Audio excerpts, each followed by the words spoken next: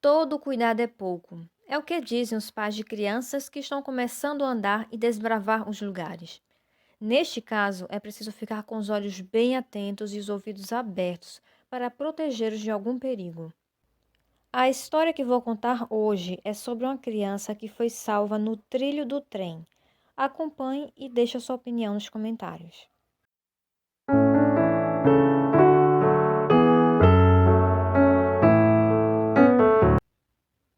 Robert era um maquinista de 49 anos que se orgulhava da sua profissão. Ele olhava para o trem de carga puxado pela locomotiva, além dos 96 vagões atrás dele, e lembrava que sempre desejava ser um maquinista. Ele vibrava com a sensação de estar no comando de algo tão imenso e pesado. E mais um dia comum de trabalho começou para Robert. Eram 7 horas da manhã, 12 de maio de 1998. O engenheiro Rod e ele já estavam na estação de Decanter, Illinois. Eles examinavam a entrega do dia e ficaram alertas em relação ao gás propano líquido, pois este material exigiria uma precaução redobrada na hora de frear o trem de 6.200 toneladas. Por ser um gás explosivo, qualquer descarrilamento poderia gerar um desastre. E além deste, havia outros materiais em maior quantidade, como partes de automóveis novos, autopeças e carvão. O trem foi se afastando lentamente da estação sob um sol bonito naquele dia. O engenheiro e o maquinista estavam prontos para um percurso de quase 280 quilômetros até Peru, Indiana. Neste mesmo dia, em Lafayette, outra cidade de Indiana, Tila Marshall, de 34 anos, estava no jardim de sua casa, com seus 4 filhos que ela cuidava sozinha.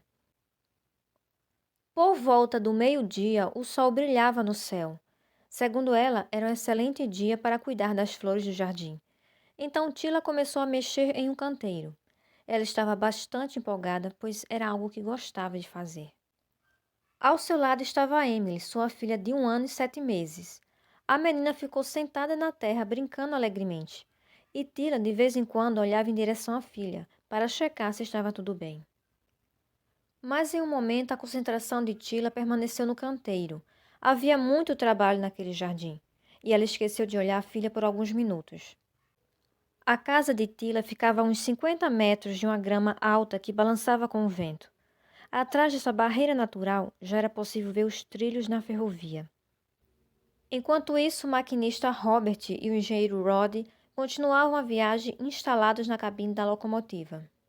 Rod preparava o almoço usando o aquecedor como fogão e aproveitava para colocar o papo em dia com seu amigo. Além de trabalharem juntos, eles tinham gostos em comum. Adoravam conversar sobre caça, pesca, família, educação de filhos. E depois de muita conversa, alguns minutos se passaram. Era exatamente 1 hora e 45 minutos quando eles se aproximaram de Lafayette. Robert reduziu a velocidade do trem para 40 quilômetros por hora e Rod acionou os faróis e a campainha de advertência. Não era a primeira vez que eles passavam por aquela cidade e por isso ficaram alertas ao dobrar a primeira curva. Eles sabiam que logo em frente, numa linha férrea de apenas 5 quilômetros, havia 24 cruzamentos de ruas. Quando o trem saiu da curva, algo não identificado no trilho direito chamou a atenção de Rod, a mais ou menos uns 150 metros à frente. Nesta distância era possível ver apenas uma mancha escura. Poderia ser um cachorro ou um saco de lixo. Então, a partir daí, Robert começou a apitar levemente. O som do apito do trem estremeceu Tila, que continuava concentrada na jardinagem. Ela achou estranho, pois não era comum ouvir o apito do trem ao atravessar a cidade. Em seguida, olhou ao lado procurando Emily, e suas pernas bambearam quando não a encontrou em nenhum lugar do jardim. Gritou chamando seu nome pelos fundos da casa e nada da menina. Então correu para a frente da residência e encontrou Zachary, seu filho de 11 anos. Tila quis saber se ele estava com Emily. O menino disse que não e correu pela casa para encontrar a irmã.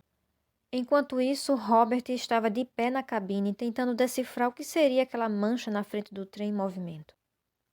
Mas o que estava encoberto pela distância foi revelado quando o trem se encontrava a 100 metros do objeto. Robert gritou assustado e em choque. Nossa, é um bebê. Rod tinha um segundo para tomar uma decisão. Naquele momento era necessário usar os freios de emergência, mesmo correndo o risco de um descarrilamento. Não havia escolha. Ele começou a frear o trem. As rodas e tudo o que havia nele estremecia devido aos sucessivos solavancos, e a criança parecia que estava mais próxima a cada segundo. Rod não podia fazer mais nada, além de orar. Tila não presenciou nada desta situação, mas parecia que ela sentia que algo estranho e perigoso estava prestes a acontecer. Ela não conseguia pensar e muito menos se mover. Suas pernas amoleceram e começaram a tremer. Zachary gritava de medo ao lado dela.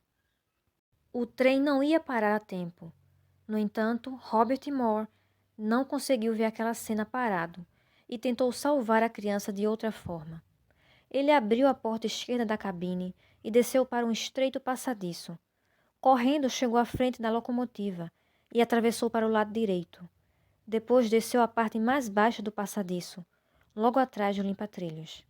Faltava apenas uns 10 segundos e a menina rolou para o lado externo do trilho. Se ela ficasse abaixada na borda direita do limpa-trilhos, o transporte poderia passar sobre ela sem feri-la. Mas o bebê começou a se levantar. Então Robert precisava agir imediatamente. Apoiado na ponta dos pés sobre o passadiço e a mão esquerda agarrada ao balaustre, ele esticou a perna direita à sua frente o máximo que podia. E num piscar de olhos, a menina estava diante dele. Impulsionando a perna, ele a jogou para o lado com o pé. A criança rodopiou até cair no chão e bater a cabeça em algumas pedras. Em seguida, Robert saltou do trem em movimento para socorrer Emily, que estava chorando com um corte profundo sobre os cabelos e alguns arranhões. Ao se aproximar da criança que estava gritando e chamando a mãe, ele a pegou nos braços para acalmá-la e disse: "Tudo bem, querida. Vamos procurar a mamãe." Foi um alívio para ele saber que a menina estava salva daquele acidente terrível. Por essas horas, o trem já tinha parado e as luzes vermelhas de veículo de socorro alertaram a todos em volta. Um vizinho viu o acidente e chamou a emergência, e logo apareceu a polícia, os bombeiros e a mídia local para acompanhar o desenrolar da história. Robert entregou Emily nos braços dos paramédicos e eles a levaram para o hospital.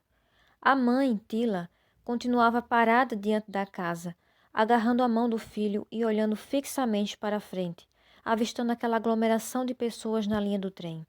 Ela não conseguia nem gritar por socorro de tão apavorada, e a sua cabeça girava quando viu os policiais se aproximarem dela.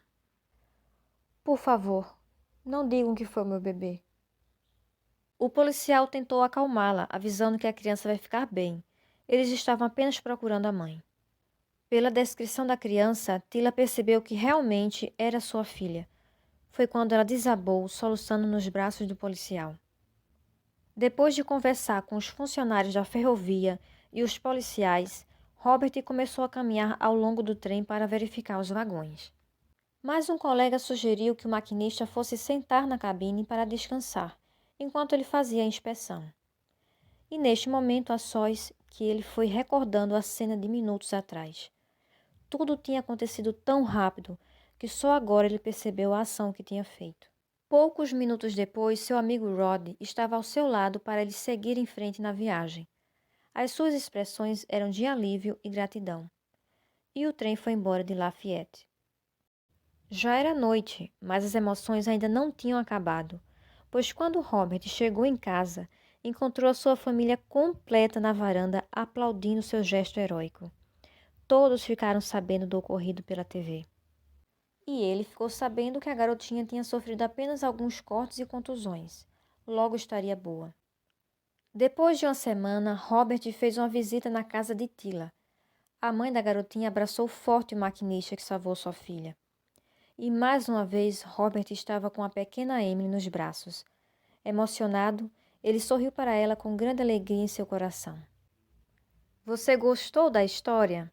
Então se inscreva para acompanhar mais casos emocionantes da vida real. Até a próxima!